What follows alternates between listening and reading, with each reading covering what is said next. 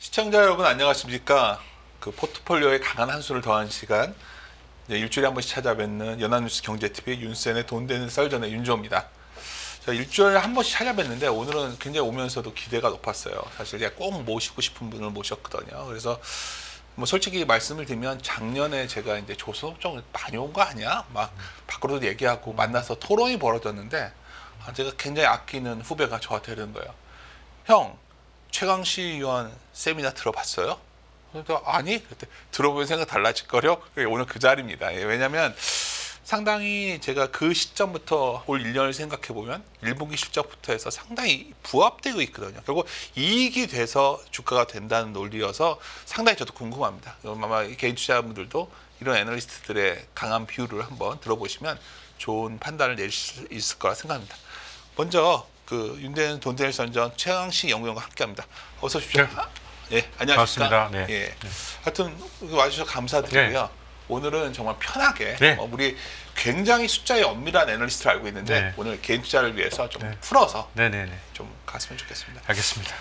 제가 사실 그 세미나 제목을 보고서 네. 상당히 압축돼 있다 봤어요. 네. 왜냐면 실제 PR이 10배 이하일 수도. 네. 이거는 이게 여러 가지를 내포하고 있는 건데 네.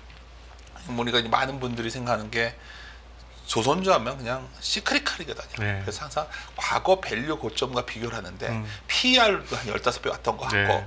맞아요. PBR로도 거의 4배 왔었거든요. 네. 이거 거의 역사적 고점이고 네. 뭘 봐도 밸류에이션 보면 고점인데 최강신 위원께서는 10배 이하란 말은 그게 15배가 아니거든. 너네들 네. 잘못 알고 있어. 이 얘기를 하신 건데 네, 그렇죠. 저 그 얘기 좀 먼저 하시죠. 이게 시크릿칼이 아닐 수 있다는 의미시니까. 네. 네. 일단 우리가 시클리클인 이유는 예. 배가 왜 필요하죠?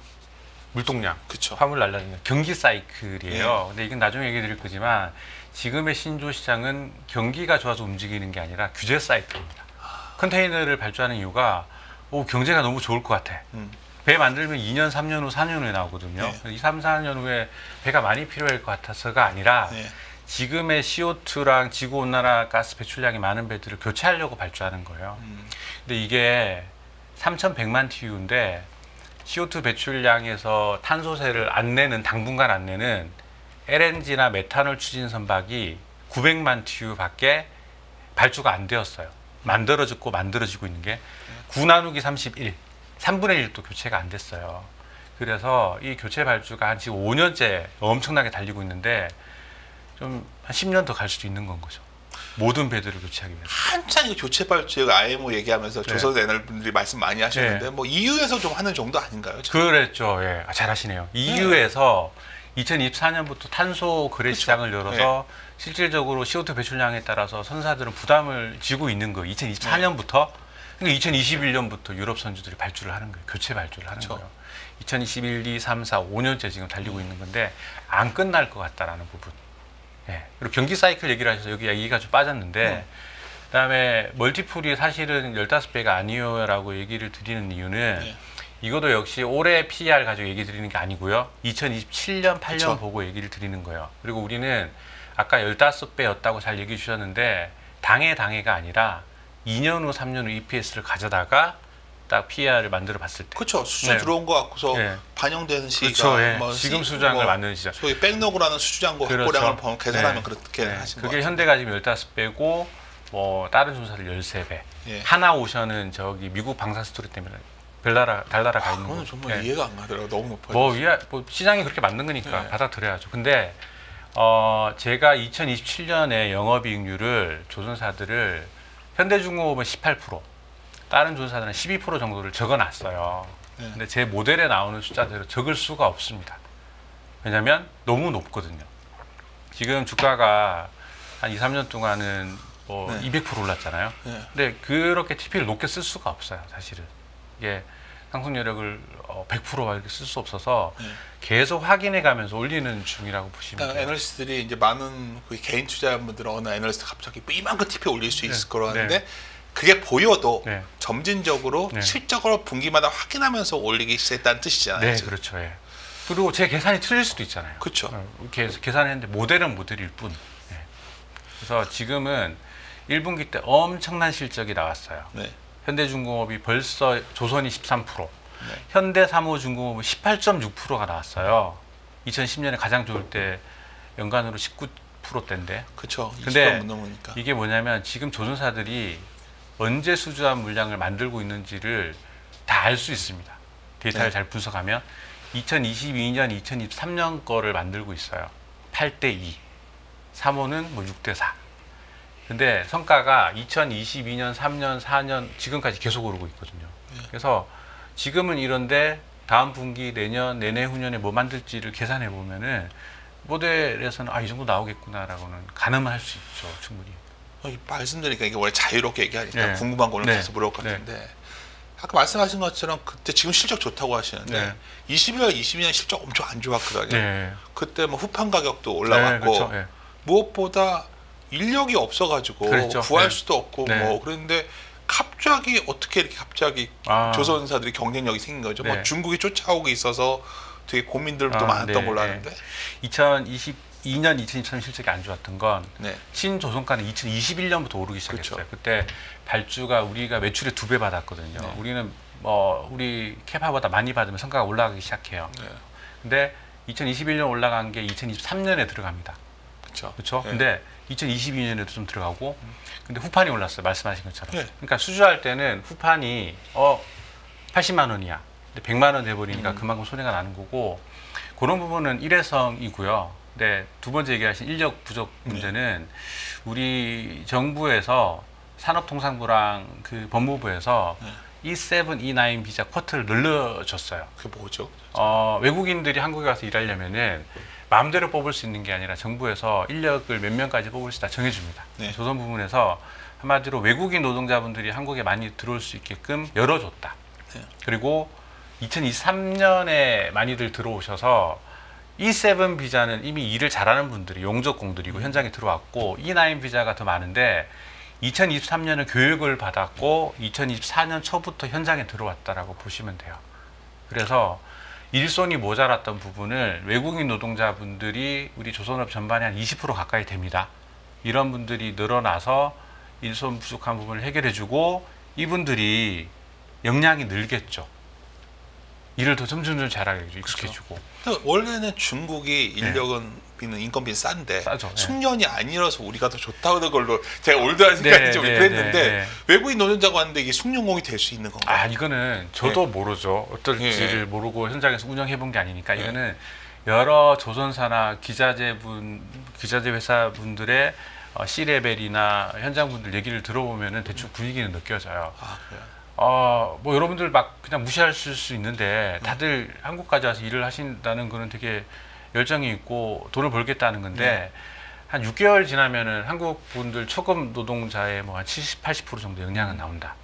근데 인건비는 싸지는 않아요. 우리나라의 외국인 노동자들에 대한 급여 체계가 되게 좋기 때문에 또 반대로 뒤집어서 만족하고 계신다는 거기도 하죠. 그래서 이분들이 계속 숙련도가 올라가고 손발이 맞고 뭐 빨리빨리를 이해하고 막 이렇게 하면서 계속 생산성이 올라오고 있는 중입니다. 이거는 저도 전혀 몰랐는데 불과 그때 한참 조선업 안 좋을 때는 우리 인력 문제 때문에 다 없다, 큰일 났다, 만들 수 없다, 뭐 딜레이 나고 막 그쵸, 난리였었다. 그래요. 그러니까 뭐 제가 이제 겉돌기부터 이제 시작하는 건데 그럼에도 불구하고 계속해서 이제 수주한 물량이 들어오고 있다. 뭐 신조선가 얘기를 계속 해주시는데. 사실 앞으로 조선사가 올라간 게 앞으로 영업이익을 좋아질 걸 반영한 거잖아요. 신조선가가 올라와서. 근데 최근 보면은 약간 그런 것들이 꺾이는 거 아니냐 생각도 좀 있던데. 선가. 선가. 신조선가는 어떤 공인된 기관이 가격을 발표하진 않아요. 각 조선사들이 계약한 게 가격이죠. 근데 이런 것들을 취합해서 발표하는 중개인이 있어요. 대표적인 클락슨, 브레머. 그죠, 클락슨에 쓰는 건다. 근데 클락슨이 전지전능한 게 아니라 브로커들 중에서 가장 역량이 있고 마켓시가 큰 기관이고 얘네들이 연구소도 운영을 하고 있습니다. 그래서 선주들에게 야, 이 정도면은 VLCC를 너네 계약할 수 있으라고 그냥 표준 가격을 알려주는 거예요. 근데 클락슨 입장에서는 1번 선주 편이기도 하고요. 야, 이 정도로 자기들이 눌러야지 조선사들도 이런가 보다 따라올 수도 있는 거고, 두 번째는 중국도 있고 한국도 있어요. 둘의 성과는 달라요. 우리보다 중국은 우리 가격 대비 한 10% 싸게, 어떨 때 7% 싸게, 15% 싸게 이렇게 나오는 거거든요. 이렇게 해석해도 되네요. 네. 과거에 그러니까 슈퍼 사이클 때 클라스원 신존 성과 지수 기준으로 네. 한 제가 조사했더니 네. 190일 정도 왔었더라고요. 네, 네. 그랬더니 이번에는 작년 9월에 한 190 왔었더라고요. 네, 네. 근데 그랬다가 그때와 비교하기 네. 그 과거 슈퍼 사이클 때 중국이 조선이 강하지 않을 때였잖아요. 네, 네. 이 지수 자체가 그러면 중국이 빠진 지수와 네. 들어간 지수가 다를 수 있다는 말씀이세요? 그럴 수도 있고요. 네. 근데 이제 성과 지수를 어떻게 너네가 지수화해라는 공식을 알려달라는 거를 뭐 네. 국내에서도 메일 보낼 수도 있고 클락슨도 한 2번 갔고 네.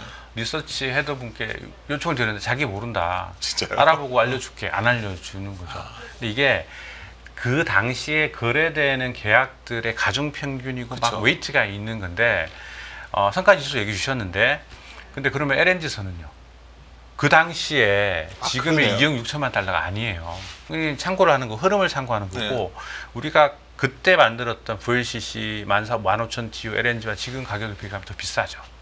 그리고 실적이 더 잘 나올 거다. 그러니까 성과지수가 예전보다 낮으니까 그만큼 실적이 안 나올 거다라고 단순히 생각하실 수 있는데 그렇게 생각했죠. 예, 저는. 예. 예. 근데 우리가 예전에 2010년에 가장 좋았을 때가 현대중공업이 영업이익률 15%, 삼호가 19%, 삼성과 대우조선이 8%, 12% 정도 나왔어요. 아, 그래서 네. 최 상무님이 계속 네. 영업이익률이 네. 1분기 걸 말씀하시면서 네, 네. 영업이익률을 계속 강조하시는 네. 거군요. 네. 결국 이 지수보다는 네. 이게 결국 결정짓는다는 네. 걸 보시는 네. 거네요. 근데 옛날에 그 정도의 실적을 만들 때는 네. 저는 그때 딱 시작할 때였지만 비효율이었다고 생각해요.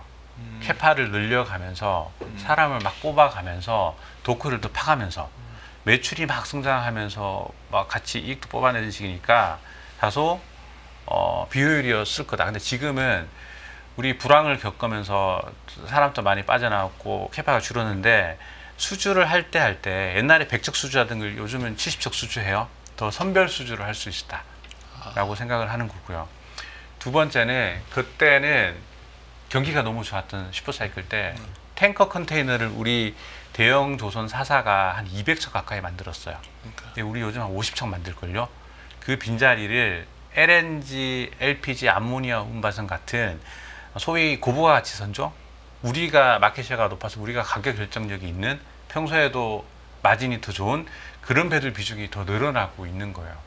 그래서 예전에 나왔던 그 좋았던 영업이익률보다 그 수익성보다 앞으로가 더 좋을 거다라고 생각하고 있었는데 1분기에 벌써 너무 잘 나오는 거죠. 1분기 숫자 보고 다 놀래서 그때부터 네. 다시 샀던 건데 네, 그렇죠. 그럼에도 이제 수수께끼가 생기는 거는 네. 그렇게 외국인들도 우리보다 더 오랫동안 이 조선업의 사이클을 봤을 텐데 네.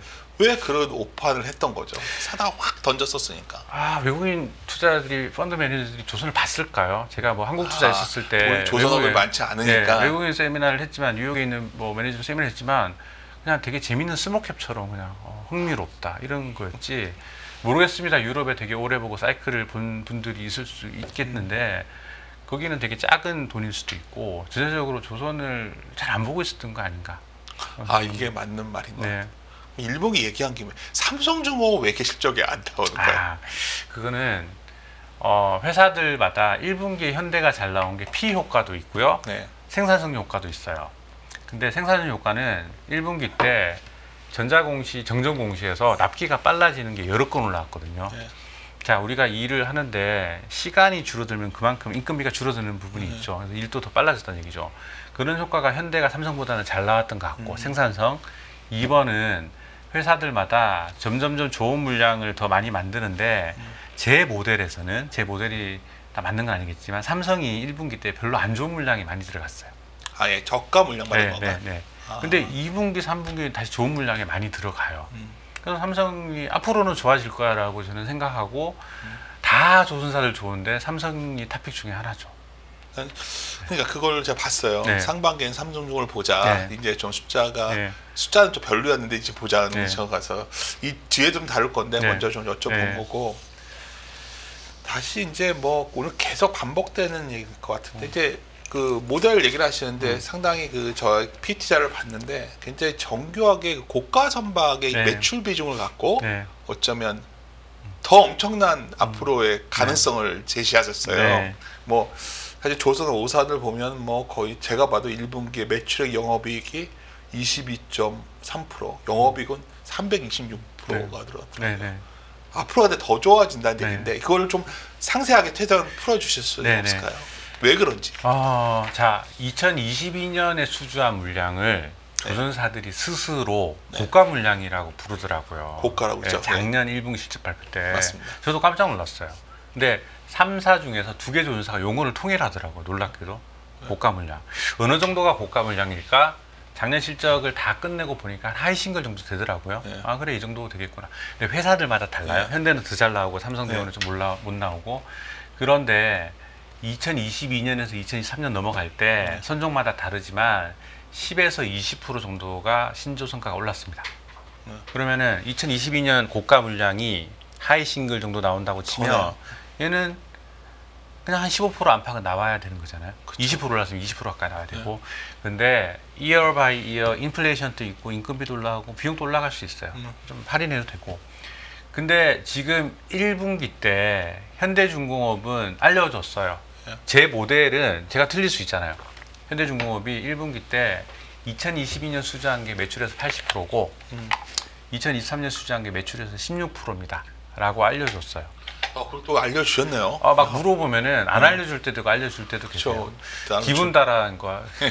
4분기는 안 알려주셨어요. 네. 3분기는 80% 3%였었어요. 네. 그러니까 두 개 분기 사이에 2023년에 3에서 16% 늘어나는데 영업이익률이 7%에서 13%로 올라가는 거죠. 그러면은 그걸 계산하면 되잖아요, 그냥. 근데 이론적으로는 너무 높게 나와요. 2023년 수준. 그렇죠. 예. 근데 나중에 따져 물어보면은 우리에게 알려주지 않는 일회성들도 있습니다. 이게 되게 복잡한 얘기가 되는데 예정원가 조정이라는 게 있거든요. 그렇죠. 예. 수주 예. 산업의 예, 특징이죠. 그렇죠. 예. 일을 하다가 보니까 그렇죠. 앞에는 10%밖에 안 나올 거야로 일을 하다가 일이 빨리 끝나면은 이 프로젝트가 전체적으로 15%가 되었다. 네. 그러면 앞에 덜 잡은 걸 뒤에 확 잡아버리는 이런 일이 생기거든요. 반대 일도 생기고 그런 게 좀 있었던 것 같아요. 그래서 2023년 수주 물량의 마진이 막 30% 40%는 아닌데 정말 좋은 건 맞는 것 같다. 엄청난 거네요, 네. 진짜. 근데 문제는 2023에서 2024 갈 때 네. 성과가 LNG만 가장 약해서 뭐 12%, 근데 보통 20%, 컨테이너 30% 넘게 올랐어요. 이거 만들면 어떡할 거냐는 거예요. 그래서 2022년 고가, 2023년 대박 고가, 2024년은 아직 자료에는 안 썼지만 뭐 초대박 고가라고 하려고 해요. 그러니까 비싼 것들이 계속 네. 몰려 들어오니까. 더 비싼 것들이 계속 들어가는 겁니다. 근데 우리밖에 못 만들어. 왜 우리한테 이렇게 오죠? 중국도 같이 중국이 같이 마찬가지예요. 하니까. 네. 중국도 마찬가지예요. 그좀 같이. 마켓시어는 중국이 2, 우리가 1입니다 이제. 그렇죠. 우리가 훨씬 져요. 높으니까. 네. 근데 LNG는 우리가 더 많이 하고, LPG 우리가 더 많이 하고. 그 하나하나 좀 나눠서 한번 모멘텀 네. 봤으면 좋겠어요. 네. 참 이게 오랫동안 이게 약간 글로벌 탄소세 EU, 네. 친환경 선대가 네. 굉장히 빨라진다. 네. 그게 우리가 수혜를 받는다. 이 네. 말씀이잖아요. 이거 왜 그런 거죠? 지구 온난화 가스를 줄이는 카본 중립을 여러 산업에서 추진하고 있는데 해운업이 CO2에 나쁜 기여를 하는 게 그렇게 크지는 않아요. 네. 뭐 2%였나? 숫자는 정확하지 않습니다. 근데 그 안에서 우리 해운업 안에서도 완전 카본 중립을 2050년 목표로 네. 계속 드라이브를 걸고 있어요. 여러 가지 규제가 있는데 시작점은 이거 재미없는데. 그게 중요한 거예요. 네. 왜냐면 자, 사실 이것도 중요한 모멘텀 같아서. 2014년부터 네. 새로 만드는 배들은 08년 대비 CO2 배출량을 10%, 20%, 30% 줄여. 2023년은 EEDI, EXI라고 새로 만드는 배가 아니라 과거에 만들어둔 배들도 CO2 배출량을 줄여. 어떻게? 엔진을 살살 돌려. 그런 과정이 지나갔고요. 그리고 CII라고 배들에게 성적을 매겨요. 네가 실제로 화물을 운반하는데 얼마나 CO2를 나는지 보고 A, B, C, D, E. D와 E 등급이 전체 선대의 50% 가까이 돼요. 그렇게 많아요. 그렇게 많 당연하죠. 2014년 이전에 배가 거의 다 만들어졌으니까. 이 친구들은 다 바꿔야 되나요? 그렇죠. 벌금 내니까 그거. 그거는 벌금은 내지 않아요. 그럼 얼마 안 CII까지는 내네. 이거는 IMO의 공고는 D등급은 3년 안에 E등급은 1년 안에 등급을 끌어올리지 않으면 운항을 못하게 하거나 벌금을 내거나 이런 예. 논의가 진행되는데 거기까지 안 갔네. 페널티를 적용하는 게 2년 유예가 됐어요. 유예돼. 근데 왜냐하면 현실적으로 50% 선단이 없어지면 너무 아무 일 많아요. 못하죠. 네. 저항도 많고. 근데 이게 제가 이제 옛날에 하이에서 배는 느려지고 발주는 빨라진다라는 이런 CII 규제 관련 자료를 썼을 때 정말 많은 공격이 IMO는 법적 강제권은 없어. 네. 다 피해갈 거야. 다 피해가요. 지금 전쟁 때문에 이란도 그림자 선대, 러시아도 그림자 선대 운영하는데요. 뭐. 근데 메인스트림이 그쪽으로 흘러가면 돼요. 화주들은요, 지금 자기가 철광석 가져야 되고 뭐 컨테이너 박스 가져올 때 해운사가 CII 등급이 어떤 배를 사용하는지도 다 체크를 합니다. 그래서 모든 해운사들이 더 좋은 배, CO2 배출량이 적은 배를 쓰게끔 이렇게 몰리게 만드는 역할을 하고 있는 거죠. 여기까지는 다소 자율스러워요. 근데 아까 질문을 주셨던 2024년부터 EU ETS 탄소 거래 시장이 돌아가고 올해 4월 달에 IMO가 글로벌 탄소 거래 제도를 시작하자라고 결정을 했고 지금은 회원국들이 보고 있고 10월 달에 결정이 됩니다. 투표를 합니다. 될 것 같아요. 그러면 2028년부터 실제로 CO2 배출량이 가이드라인보다 좋은 배는 보상을 받고 나쁜 배들은 돈을 내야 되는 계산을 해보면 다들 그냥 계속 말씀하신 게 경기에 따라 교체가 되는 게 아니라 규제 때문에 네. 할 수 없이 교체하니까 네. 슬롯은 다 차 있는데 네. 배는 만들어야겠고 네. 그러면 수준 단가 올라간다. 뭐 네. 이 논리를 이게 말씀하세요. 어느 정도냐면요. 예. 글로벌 한 22억, 23억 데드와이톤의 배가 있어요. 예. 23억, 20억 데드와이톤. 감이 없으시겠지만 VLCC가 30만 데드와이톤이에요. 뭐 곱하면 몇 척인지 나오죠. 그쵸. 22억 데드와이톤인데 우리가 1년에 배를 얼마 만들 수 있냐면요. 2010년, 11년에 가장 많이 만들 때 1억 5천만 데드와이톤. 아, 그렇구나. 근데 요즘은 불황기 때는 8천만, 요즘은 한 1억 되려고 해요. 그러면은 이 배들 중에서 아까 D등급, E등급이 절반이잖아요. 10억, 12억 데드와이톤을 갈아엎는데 10년이 걸린다는 거예요. 야, 10년 동안 나눠서 해도 네. 매출이 확보되는 거죠. 근데 그 10년 동안 선대가 늘어야 되잖아요. 물동량은 늘 성장하니까. 그래서 이거는 그냥 엄청난 교체 발주 압력이 쌓여 있는 구조이기 때문에 시클리컬이었던 조선이 이제는 그냥 시클리컬이 없어지는 걸로 보셔도 돼요. 이게 왜냐면 전략하는 사람들 입장에서 네. 글로벌 관세 전쟁 때문에 교역량이 주니까 네, 안 좋아. 안 좋을 네. 거다 네. 이렇게 이제 우리가 추론을 해왔는데 근데 우리는 그 아니라. 사이클이 아니라고 말씀하시는 아니라는 거예요. 거예요. 근데 이거는 저의 부이기도 한데 클락슨 리서치 공식적인 입장이기도 해요. 이번 사이클은 정말 긴 사이클이 될 거다. 슈퍼 사이클이 아니에요. 긴 교체 발주 사이클이 될 거다. 다시는 안 올 줄 알았는데 네. 이렇게 이게 더 오면. 좋은 거죠. 네. 아니 그것도 그렇지만 우리가 조선하면 중국이 많이 쫓아왔다. 네. 그래서 뭐 7대3까지 왔다는 얘기 네, 들었는데 네. 맞나요? 맞습니다. 예. 근데 그 제가 저희 그러니까 USTR 미국 무역 대터 미국 얘기 나온 김에 그러니까 미국 나온 네. 김에 그러니까 그 지난 4월 17일 날 조선 제재를 발표했는데 네. 항만세를 뭐 올해 10월부터 받는다고 네. 했던 것 같거든요. 네. 맞죠? 근데 이렇게 되면 한국에서 배 만들어야 되는 건가요? 전 세계 해상 물동량의 10% 조금 넘기가 미국이거든요. 네. 그러니까 전 세계 신조 발주 선단에서 10% 정도는 무조건 중국 밖에서 만들어야 되는 건 거죠. 그렇죠. 네. 또 그게 양이 적은 게 아니죠. 많은 거죠. 네, 그게 10%가 적은 걸로 오해하시는데 네. 엄청난 양이죠. 근데 네. 이걸 실제로 미국이 할까요? 일단 트럼프 구간 내에는 시행을 하고 돌아가는 거죠. 근데 그분을 믿을 수는 없잖아요. 그러니까 제가 제일 네. 궁금한 거, 저 네. 담당 에너지니까 중국 조선소와 얘기하다 발주 물량들이 있었을 거 아니에요? 네. 그게 실제 오는 접촉이 있어요? 그게 몇몇 케이스들이 있어요. 나옵니까 지금? 그 뉴스 나오고 바로 엑슨 모빌이 미국 회사죠. 네. LNG 벙커링 베슬이라는 게 있어요. 네. 아까 얘기드린 친환경 선박, LNG로 추진하는 선박에다가 옆에서 이제 LNG를 부어주는 그런 배인데 중국에서 만들려고 거의 계약 직전까지 갔는데 스탑. 그냥 중국이 네. 노동력도 싸고 음. 건자재도 싸니까 네. 단가 우리 위에 있거든요. 우리보다 10% 15% 싸요. 그쵸. 네. 그래도 할 수 없이 우리 걸 해야 되는 상황이 네. 올 수 있으면 네. 계속 강조하시는 결국 이익 쪽도 네. 좋아지는 거니까. 그렇죠. 예. 네, 그런 사례를 여쭈셨는데 되게 많이 있어요. 일본의 ONE도 그냥 중국에 발주하려다가 이 규제를 보고 한국으로 돌아와서 한국하고 지난주에 뭐 12척 계약을 했고 하팡노이드도 주로 중국에 발주를 많이 하는데 중국하고만 얘기하다가 이번에 한국하고도 얘기를 하기 시작했고 또 인도의 릴라이언스 등등이 에탄을 미국에서 가져와야 돼서 VLEC 대형 에탄 운반선을 발주하는데 이번에 입찰해서 중국 조선사를 아예 배제를 했고 그런 케이스들이 조금씩 계속 나오고 있는 중이에요. 근데 미국은 왜 조선에 대해서 이렇게 하지? 만약 예를 들어서 미국 중 관계가 약간 개선되면 이거는 철회될 수 있는 건지도 궁금하고. 그럴 수도 있죠. 사실 그거 있는데 궁금해서. 예. 그 기재에 쫙 깔려 있는 거는 네. 바이든 민주당 정권 때부터 진행되어 오는 중국의 해군 전력이 커가는 거에 대한 경계심이 기본적으로 깔려 있습니다. 미국의 군함이 되게 유명한 스토리잖아요. 지금 280척밖에 안 되는데 척수로는 중국이 넘어갔고, 이게 우리는 1년에 뭐 중국의 한 300분의 1밖에 못 만들고 한 10년, 20년 지나면은 정말 해군 전력에서 뒤집어진다. 중국의 뭐 구축함, 항공모함을 누가 만들지? 중국 조선업이거든요. 그래서 중국 조선업을 무역 분쟁만으로가 아니라 네. 디펜스가 깔려 있는 겁니다. 그래서 중국 조선업을 견제하려는 게 뭐 원래 깔려 있는 관세 부분 더하기 중국 조선업을 눌러야 돼.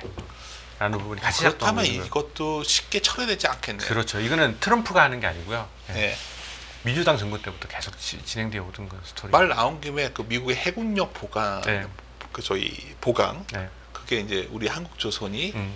뭐 거기에 수혜를 받을 것이다. 네. 그래서 주가도 벌써 반영이 난리 되었어요. 났죠. 네. 근데 일단 도대체 쉽스 액트는 뭐고, 뭐 하여튼 뭐 해군 준비태세 보장법 뭐고, 제가 미국법 알 수 없는데 네, 네. 하여튼 이런 것들을 해서 우리 한국의 조선이 미국 군함이나 지원한 건조 신사업에 추진하려고 하고 있는 거예요, 실제로. 네, 네. 지금 하고 싶어 하죠.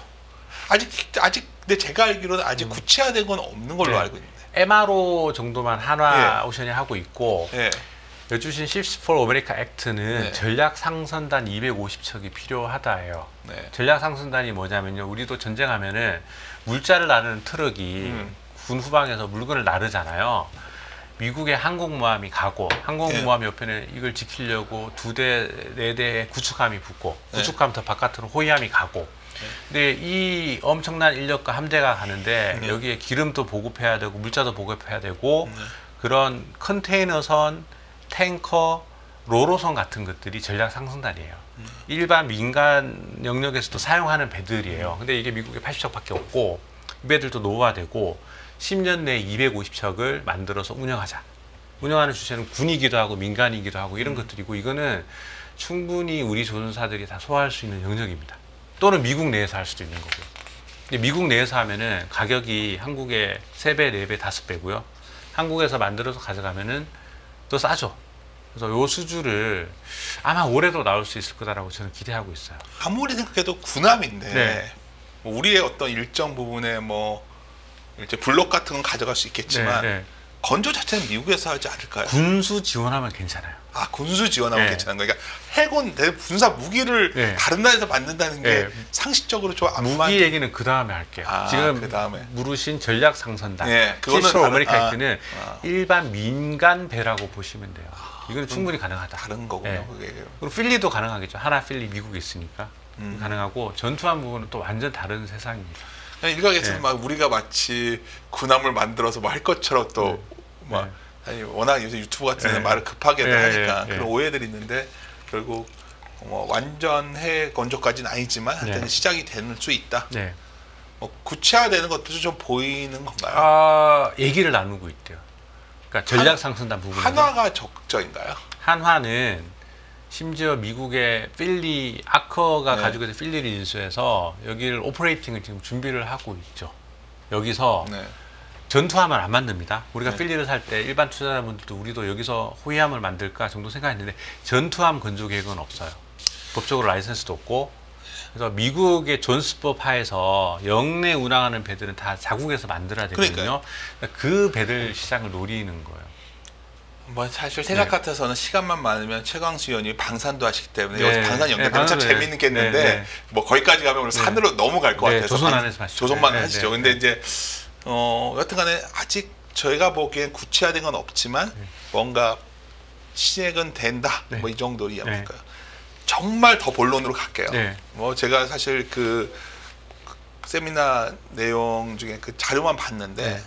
가장 인상적이었던 네. 건 결국 지금의 수주, 지금까지의 수주보다 앞으로의 수주가 폭발한다고 말한 영역이 계시더라고요. 네. 그리고 LNG선이더라고요. 네네네. 근데 LNG 모멘텀이 강하다는 다 들어왔는데 네. 이게 도대체 어느 정도길래 막 제가 딱 본 느낌, 제 느낌이 그게 보통 저도 에너지 오래 했기 때문에 자료보다 느낀 거는 굉장히 세게 본다는 느낌을 네. 받았거든요. 이걸 좀 풀어서 어떻게 좀 설명해 주시죠. 그렇게까지 세게 보시는 이유. 작년에 우리가 370억 달러를 네. 수주했거든요. 네. 근데 올해 지금 170억 달러 했어요. 지금 6월 다 안 끝났으니까 비슷하게 진도가 가고 진도는 있죠. 비슷한 정도죠. 뭐. 근데 놀랍게도 LNG가 4척밖에 없는데 이 정도 한 거예요. 뭐 컨테이너랑 그쵸. 다른 영역이 좋아서. 자, 우리 한국이 1년에 LNG를 65, 70척 만들 수 있어요. 65, 70척. 자, 그리고 3년 전에 119척을 받았어요. 음. 2년치. 예. 그 다음에 54, 50, 지금 4척밖에 못 받았어요. 근데 그러면 LNG 끝났나 생각할 수 있는데 LNG 발주가 어떻게 될지 분석하는 건 너무 쉬워요. 왜냐하면 LNG 터미널을 짓고 있는 걸 다 알고 있거든요. 그렇죠. 그러니까 미국이 터미널 지면 네. 늘어나는 거죠. 미국도 있고 카타르도 있고 카타르도 아프리카. 이거는 너무 큰 프로젝트여서 몰래 할 수도 없어요. 네. 자금 조달을 해야 되기 때문에. 근데 이게 2029년에 LNG 터미널이 가동을 시작할 게 한 5천만 톤 있습니다. 50 MTPA. 1 MTPA 2척 정도 필요해요. 그래서 100척 필요하네? 계산이 돼요. 네. 근데 지금 2029년에 딜리버리 될 LNG는 15척밖에 없네? 85척이 나와야 되네? 근데 2029년, 30년이 쌓이고 있어요, 다시. 트럼프가 당선되고 LNG 수출 승인을 다 해주고 있거든요. 벌써 그러니까 미국에서. 터미널이 만들어지면 거기에 LNG가 갖다 놓고 LNG선이 와서 가져가야 되는 거잖아요. 네. 근데 터미널은 허가가 됐는데 LNG선은 발주가 안 된 게- 발주가 안 된 거네요. 네. 그럼 반대로 말하면 터미널이 승인만 나고 안 질 수도 있는 거예요, 지금. 승인 나고. 네. 그렇죠. 근데 바로 안 짓잖아요. 맞아요. 근데 그 프로젝트들이 먼저 승인 떨어지기 전에 네. 장기 판매 계약을 찾고 다녀요. 내가 8 MTPA를 돌릴 거야. 호가스도 오고 뭐 일본의 미찌도 가지고 너네 한 20년 30년 우리 가스 사서 뭐 발전소 돌릴래? 100만 톤, 0.500만 톤 해서 이게 8 MTPA에서 한 뭐 6 MTPA 정도가 팔리면 이 프로젝트의 미래 캐시플로가 쫙 생기는 거잖아요. 그러면 파이낸싱이 일으켜져요. 그러고 난 뒤에 수출 승인이 떨어지고 수출 승인까지 떨어지면 FID 최종 투자 결정 내리고 이제 EPC4 플러스 건설로 넘어가는 거죠. 이것도 파이낸싱이니까 네. 뭐 이게 없이는 진행이 될 수가 없는 거네요. 네. 2029년에 무슨 터미널이 돌아가는지를 이름도 다 알고 있죠. 미국의 리오그란데, 우드사이드의 루이지애나 LNG, 카타르 3차, UAE 프로젝트. 그래서 어떤 프로젝트, 그리고 2028년으로는 벤처글로벌 CP2. 그러니까 얘네들이 뭘 하고 있는지 보고 있으니까 여기서 몇 척 필요하는 게 다 나와 있고, 언제 나오는지를 몇 월 며칠인지를 정확히 모르는 것 뿐이지, 하반기에는 엄청나게 많이 나온다. 라고 다소 세게 얘기할 수도 있는 거죠. 미국의 트럼프가 이렇게까지 그 신규 LNG 수출 프로젝트를 갖다가 승인해버리고 막 이런 거 왜 그런 거예요? 원래 그렇잖아요. 민주당은 네. LNG 자체도 이거는 탄소야. 그러니까요. 수출하지 말자. 그리고 내일 수의 천연가스 가격도 막 오르니까 수출을 해서 그런가 막는 거고 그냥 정치적인 성향이죠. 성향의 네, 차이다. 우파와 뭐 민주진영. 우파는 그냥 새로운 모토가 없으니까 기존에 하던 걸 계속 하는 겁니다. 이거 LNG고 이거는 수출해서 돈 버는 건데 다 돈이잖아요. 수출해서 돈 벌지 뭐. 미국이 소위 무역 수지 개선하기 위해서 네. LNG를 갖다 팔면 네. 그 개념을 딱 잡고 들어가는 거지. 네. 작정을 하고 네, 지금. 그렇죠. 그러면 이거 승인하고 그냥 밀어붙이겠네요. 그냥. 그렇죠. 팔렸고 승인만 해주면 이거는 사업이 고고 하는 겁니다. 네. 야, 그 말대로를 싫으면 네 척밖에 지금 LNG가 안 왔다는데 이제 계속 발주 나오고 수주 나오고 막 이러는 거 아니에요? 네. 시작이죠, 하반기. 어디가 제일 많이 하죠? 갑자기 확 미국이 하면 우리나라 조선주에서는 어디가 제일 이게 갑자기 LNG는 예. 현대, 삼성, 하나오션이 역량이 거의 비슷하고 그래요? 척수도 삼성이 20척, 하나오션도 20척, 현대중공업이 15척 정도, 3호가 13척 정도. 3호가 많이 가네요. 네. 3호가 외형이 대형사들 조금 작잖아요. 그 안에서 작은데. LNG는 건조량을 되게 늘렸어요. 3호는 토지 여유도 있고 돌핀 암벽도 만들고 해서 그래서 가스선 비중이 높은 게 3호이긴 합니다. 3호는 상장 안 돼 있고 지주 속해 네, 있죠. 한국조선해양 밑에 있죠. 한국조선해양이 네. 괜찮을 수 있겠네요. 네, 그렇죠. 그것도 흥미로운 아이디어가 하나 생각이 나네요. 가끔 이런 고민하잖아요. 저같이 네, 전략하던 사람들은 2, 3년 뒤에 보고 밸류에이션 하면 네. 갑자기 뭘 할증하고 막 이래버리잖아요. 네. 뭐 이거 좋아지니까 막 할증해주고 네. 이게 마음속에 할증 아닐 수 네. 있는 거 아니에요? 네. 네. 그러니까 이런 고민들. 그러니까 지금 왜냐 이걸 제가 뭐 최강시 의원의 논리에 뭐 반하는 게 아니라 네. 이런 고민을 아마 아주 깊게 데이터 안 갖고 있는 사람들 하게 될 텐데 그랬을 때 그런 흔들렸을 때 어떻게 조선업적으로 바라봐야 돼요? 그러면 분명히 주가가 네. 또 이런 논리가 좀 나오면 주가 출렁일 거예요. 네. 그럴 때 사야 된다는 말이신 것 같은데 네. 뭐 이건 아주 편하게 네. 애널리스트 세미나가 아니라 네. 그냥 대중들에게 네. 이런 것들을 어떻게 그러면 봐야 돼? 제가 써낸 실적도 엄청난 가파른 성장이지만 네. 사실은 정말 가파른 실적 성장이 나오거든요. 사실은 우리 투자자분들 투자하실 때 뭐 PR이 어떤 사람은 뭐 50배고 어떤 사람은 뭐 PR이 5배고 이게 다 성장해서 나옵니다. 그로스가 나오면 멸티플 줄 수 있죠. 그로스가 나오면 지금 우리 방산에서 가장 유명한 게 유럽의 라인메탈이 지금 PR 60배, 70배. 70배. 왜 그렇게 봤냐면요. 2년 동안 매출과 이익이 더블 나거든요. 그러니까 PEG 밸류에이션 관점에서 이렇게 그로스가 나오면 PR을 50배도 줄 수도 있고 이런 거거든요. 근데 조선주가 지금 올해 PR이 3, 40배예요. 회사들마다. 그렇죠. 근데 어닝 그로스는 2년, 3년 동안 그 이상이 나올 수 있는 건 거죠.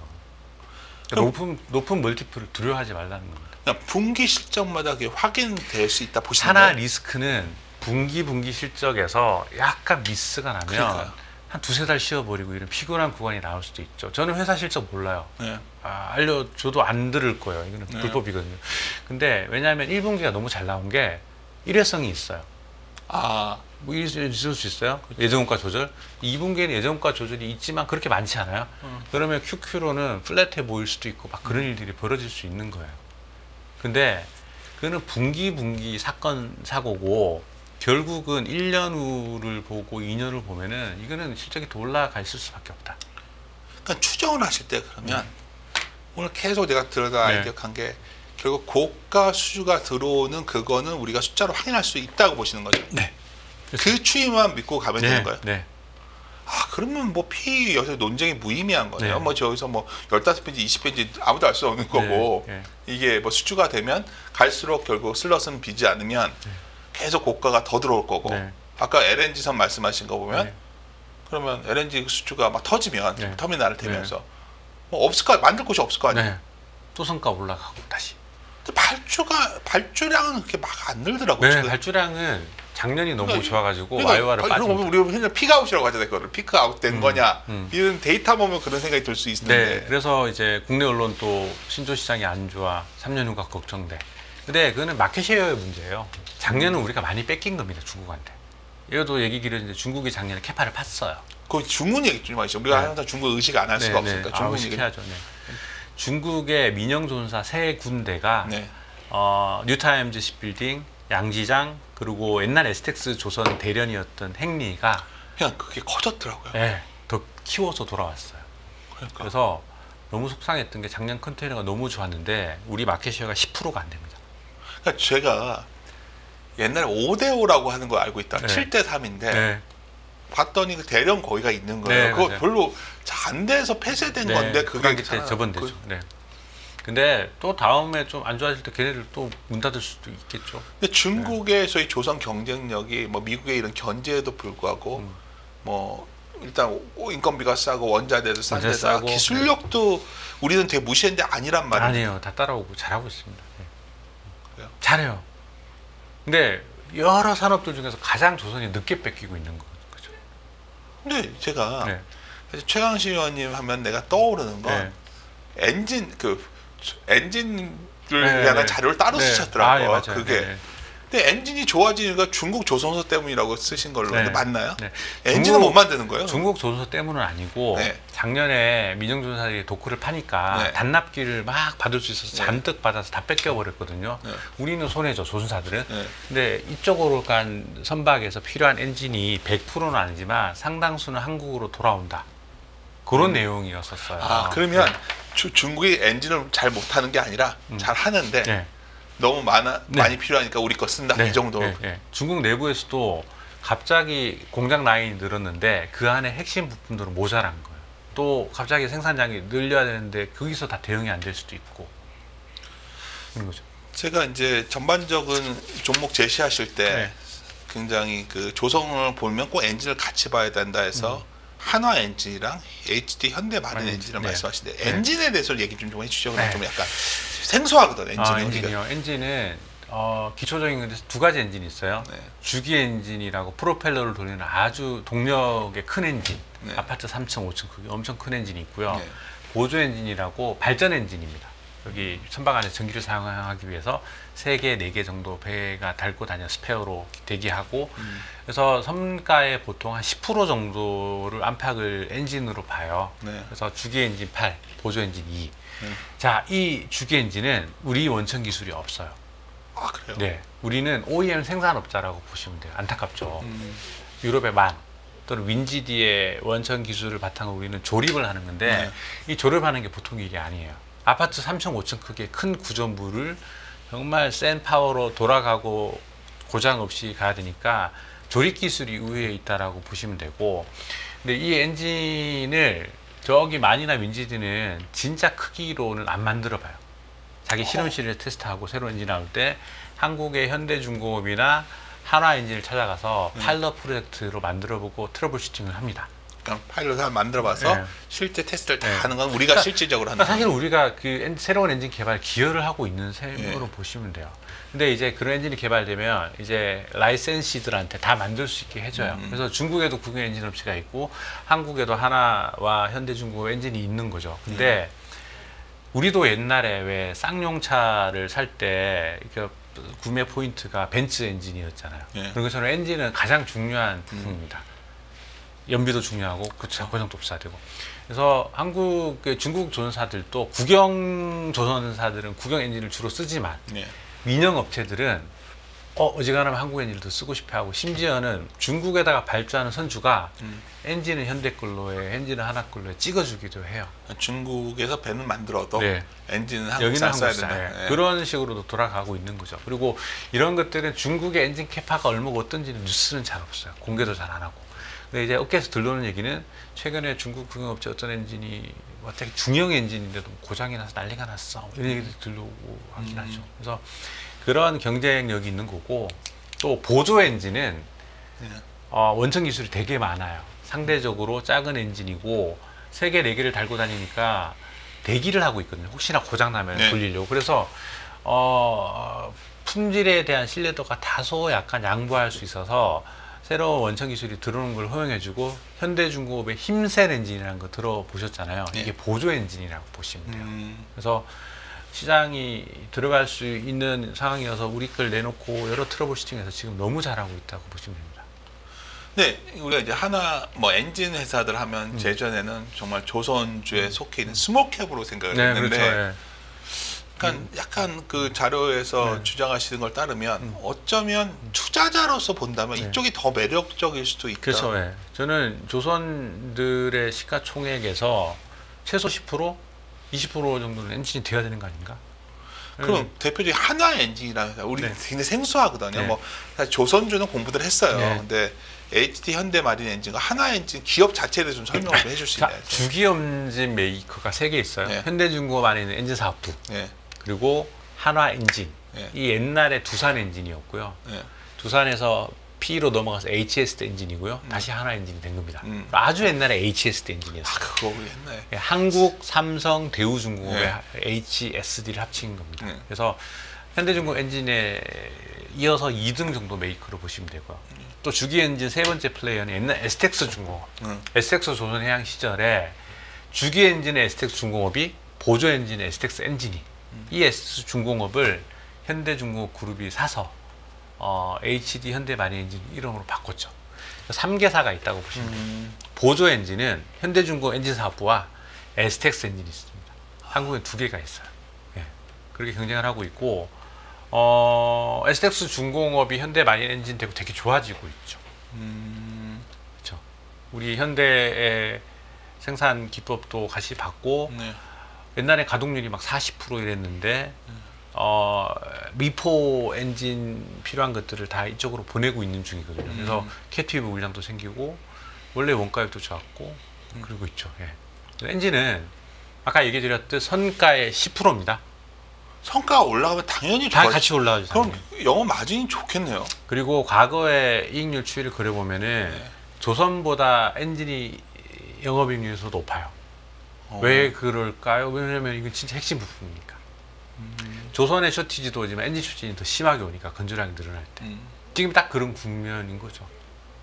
중국까지 이걸 쓴다는 건 정말 네, 그렇죠. 네. 이거는 뭐 서로 고가 제시해야 이거 네. 소위 낮게 네. 맞춰준다는 얘기가 네. 되겠네요. 호황기 때는 중국에 파는 엔진은 더 비싸게 팔아요. 더 높은 마진을 남기고 팔죠. 하나오션을 하나엔진 주가 보고 깜짝 놀랐어요. 네. 제가 잘 안 보고 있다가 네. 와 이거 뭐 마린 엔진이 더 놀라울 텐데요. 마린도 네, 날리고 네. 그래서 이게 참 우리가 조선주 막연하게 그냥 저 반성하는 저 자신도 클라선시스 꺾이고 외국인 팔길래 잘 안 되나 싶었는데 와 올해 1분기 실적 딱 열리면서부터 난리가 났더라고요. 네. 그러니까 우리가 이제 그때 숫자 보고 하는 거 네. 아니겠는가. 마지막으로 이제 네. 종목 갖고 좀 들어가시죠. 네. 그러니까 제가 언뜻 하우스 뷰를 봤더니 상반기에는 삼성중공업, 여름에는 반드시 HD 현대미포 이렇게 예, 말씀하셨어요. 예. 그러니까 제가 이게 왜 이 순서인지가 궁금하고 이 두 HD 현대미포도 있지만 저는 개인적으로 그러니까 저 단순하게 돌려봤더니 HD 한국조선이 싸던데요. 밸류로 보면 네. 그건 왜 그런 건지. 그러니까 HD 한국조선해양은 중간 지주여서 그렇습니다. 그러니까 네.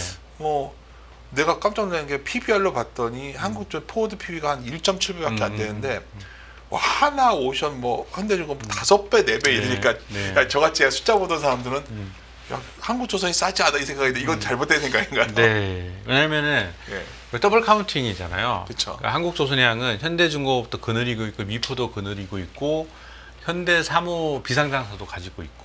왜냐면 밸류에이션 할 때 현대사무는 다른 친구들 15배 빼주면 15배에서 뭐 할인해서 12배 주고 뭐 그렇게 NAV 디스카운트를 해서 합치고 근데 한국조선해양이 늘 좀 싸요. 근데 그런 느낌이죠. 나는 중공업이 뭐가 엣지 있어, 미포가 뭐가 엣지가 있어 이런 이유로 사는 건데 한국조선해양은 현대중공업의 조선 부분을 다 같이 사는 그런 성격이어서 약간은 엣지가 좀 덜한 거죠. 근데 뭐 이거는 제 개인 생각으로 네네네. 최근에 지주회사가 시장에서 난리거든요. 그렇죠. 네. 그래서 아까 더블 카운팅 이슈에 대해서 네. 아니 더블 카운팅이 뭐 그렇다 치더라도 이제 지주사 밸류를 좀 적정하게 쳐주자. 네. 이러면 싸다는 매력이 부각될 수도 있는 거 아니에요? 그럴 수 있죠. 예. 네. 저는 지주를 커버하지 않으니까 지주들 오르는 걸 보면서 주 하나 오른 걸 보면서 와. 그래서 그러니까요. 당연히 한국조선해양 또 그런 관점으로 접근할 수 있어요. 지금 종목을 여쭈시는데 조선사들은 정말 어떻게 막 조선사 5개 엔진 막 기사들이 있으니까 이 중에서 몇 개를 골라 추천해야 되는 건데 다 좋습니다. 다 좋은데 이 안에서 앞으로 한 6개월 동안 뭐가 더 좋을까 이 정도를 얘기한다라고 보시면 그래서 돼요. 일단 상반기는 삼성중공업을 얘기하셨던 것 같은데 근데 삼성중공업은 항상 좀 숫자도 잘 안 나오고 뭐 좀 그런 좀 약간 뭔가 실망하고 맨날 혼자 그러니까 저는 넉 달 전에 미포가 완전 언더했거든요. 실적이 잘 못 나와서 네. 4분기 실적이 나와서. 네. 근데 그때 사자고 하죠. 왜냐면 이거는 그냥 한 번에 이런 거니까. 네. 근데 다음에 2분기, 3분기 실적이 좋아질 거니까 얘는 가지고 가면 6개월에는 무조건 많이 먹습니다. 라는 콜인 거죠. 네. 근데 6개월 안 걸리고 빨리 가잖아요. 빨리 가면 삼성이 딱 넉 달 전 미포 같아요. 그래서 추천드리는 거예요. 지금 적어놔야겠네요. 네. 지금 넉 달 전 미포 같으면 미포가 근데 생각보다 빨리 실적 잘 나오고 잘 된 거죠. 삼성이 1분기 실적이 못 나온 건 QQ로 약간 눌린 거고 그렇게 못한 것도 아니고 옆에 애들이 잘한 거예요. 왜 제가 이걸 하냐면 조선주 중에서 삼성중공업 샀던 사람들만 짜증이 나중에 났었거든요. 나있겠죠. 근데 3분기 실적은 회사도 FLNG란 거에 건조가 들어가면서 되게 좋을 거래요. 회사가 이 정도 얘기하면 정말 좋다는 거죠. 2분기는 조금 좋을 것 같다고 얘기하지만 미포처럼 생각보다 더 좋을 수도 있는 거죠. 뭐 저는 아까 제목은 상반기 삼성인데 그게 아니라 3분기 실적 나오는 10월 말까지 오케이. 삼성을 들고 가시면 네. 또 하나는 이제 시장에서 이제 정책 이슈를 많이 찾다 보면 북극 항로 얘기가 나온단 말이에요. 그래서 삼성중업이 정말 그 쉐빙 그런 쪽엔 강점이 있는 거 맞습니다. 그거는 삼성과 하나오션 둘 다 하는 겁니다. 둘 다. 한진중공업도 쉐빙 기술이 있고요. HCJ중공업 다 했어요. 말씀드린 보면 우리나라 조선 업체들은 다 기술력이 좋네요. 네, 당연하죠. 우리 아까 말씀하셨던 HD 현대 미포인데 이거에 대해서 이제 이 시각이 좀 약간 헷갈리는 것 같아요. 엇갈리는 것 같아요. 이게 밸류가 찼다. 근데 오히려 어쩌면 여기서는 실적이 믹스 개선되면서 실적이 정말 예상을 넘어서서 우리가 알고 있는 PE가 아닐 수 있다 이 말씀하셨어요. 근데 분명히 여기서는 좀 부닥치고 있는 것 같거든요. 현대미포. 왜 그러면 전반적으로 이 주가 수준에 대해서 좀 고민들 하신 분들은 왜 그렇고 이게 계속 논리는 들어왔죠. 왜 그런 것 같아요? 그러면 이거에 대해서 좀 부담스러워하시죠. 저는 10%하게 3개월 주가 추이를 좀 들고 다니는데 3개월 동안 가장 아웃했던 게 미포입니다. 그래서 오히려. 근데 미포가 원래 좀 쌌었어요, 딴 데보다. 지금 다른 조선사들하고 비슷해진 거예요. 그래서 이쯤이면 됐어라고 좀 단기에는 그럴 것 같은데 미포가 제가 아까 뭐 칭찬해 주신 숫자 모델에서 3분기부터는 되게 좋은 물량이 많이 들어가고요. 미포도. 저도 그게 굉장히 좀 의미 있어요. 회사도 하반기부터는 되게 고가 물량 들어간다라고 얘기를 하니까 삼성하고 미포를 좋아하는 건 저는 포워드 한 6개월 좋아지는 거를 주로 추천을 드려요. 실적에서. 미포도 좋으니까. 그리고 제가 2027년을 미포를 한 12% 영업이익률로 예상치를 써냈는데 옛날 가장 좋았던 2010년에 현대중공업도 15%, 미포도 15%였었어요. 미포를 낮게 써둔 거일 수 있습니다. 왜냐하면 지금 낮으면 아무리 모델에서 이렇게 나와도 상대적으로 미래를 좀 낮게 둘 수 있거든요. 하반기에 실적 잘 나오는 게 진짜 확인이 되면 미포 은행도 많이 조정할 수도 있겠죠. 저는 오늘 듣다가 이런 생각이 들었어요. 이제 미포가 단기로 좀 올라왔기 때문에 부담을 느끼는 분들 입장에서는 결국 여기에 아까 LNG 같은 그런 가치를 애드할 수 있는 이벤트가 발생하면 아마 실적 추천치를 다 올리면서 의견들을 바꿀 수 있겠네요. 그럼 지금 결국 어떤 분들은 그게 확인되길 기다리고 있는 것 같고 그런 이벤트가 있어요. 실적 말고도 첫 번째는 아까 어떤 이벤트가 얘기하신 미국 전략상선단 250척 중에서 극이 필요한 배들이 딱 미포가 주로 하는 선종들이거든요. 그래요? 그래서 혹시 수주를 할 수도 있지 않을까. 그게 나오면 난리 나겠죠. 난리 나겠네요. 두 번째는 LNG 벙커링 베슬이라는 시장이 열리고 있는 중이에요. 뭔 차이예요? 그건 저도 용어만 봤어요. LNG 운반선은 이렇게 LNG 174K로 쫙 나르는 거잖아요. LNG 벙커링 베슬은 벙커링이에요. LNG 추진 선박에 LNG 연료 탱크에 LNG를 넣어주는 배입니다. 아까 친환경 때문에 LNG DF 선박이 늘어나고 있는 중에 교체 발주하고 있는 중이잖아요. 이 배들이 스테이션에 들어가서 벙커링을 받아야 돼요.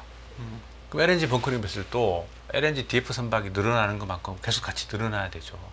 근데 이게 작년 하반기부터 막 발주가 많이 나오고 전망도 꽤 많이 필요해요. 그래서 이걸 가장 잘하는 게 세계 시장의 절반은 미포가 하고 있거든요. 절반은 중국의 어떤 조사가 하고. 왜 이거를 어쩌면 여름에 반드시 현대미포 보라는 이유를 알겠네요. 결국 이게 아마 이벤트가 터지면 현재 멀티플에 대한 사람들의 의구심이 바뀌면 많은 분들이 애널리스트에 대해 오해하시는 게 있어요. 이 경우에 말씀드리고 싶은데 애널리스트들이 미래를 알 수 있는 게 아니거든요. 항상 숫자를 보면서 수정해 가는 거예요. 그렇죠. 이만큼이 보여도 이걸 당장 그 숫자를 반영하는 애널리스트는 없습니다. 그러니까 뭐 왜 TP를 처음부터 세게 안 쓰냐 하는데 그거는 정말 아닌 거고. 근데 저도 오늘 이렇게 듣다 보니까 결국 이런 현상이겠죠. 뉴스에서 어느 날 아까 말했던 그런 소위 새로운 가치를 덧붙일 수 있는 이벤트가 발생하면 이걸 공부하신 분들은 그때 아마 이 종목에 대해서 주가가 올라와 있어도 겁을 내지 않겠죠. 뭐 그런 국면이 나오지 않을까 싶네요. 오늘 뭐 사실은 방산까지 해도 하고 싶은데 뭐 방산하면 조선을 깊게 못 다룰 것 같아서 제가 좀 뺐는데 다음에 혹시 시간 되시면 또 한번 시간 되시면 감사드리고요. 오늘 뭐 어떤 방송 어찌였습니까? 너무 그냥 제가 궁금한 거만 물어봐가지고 원래 그런 게 세미나죠. 궁금한 걸 물어보시고 그래서 저 개인 투자분들도 저희가 뭐 우리들끼리 얘기했다 생각하시지 말고 어쩌면 제가 시청자분들 대변해서 질문을 드린 거니까 잘 되새겨 보신다면 좋은 조선 업종에 대한 저희 아이디어 얻을 수 있을 까 생각됩니다. 저는 다음 주에도 돈 되는 아이디어로 다시 찾아뵙겠습니다. 하여튼 오늘도 시청해 주셔서 감사드립니다.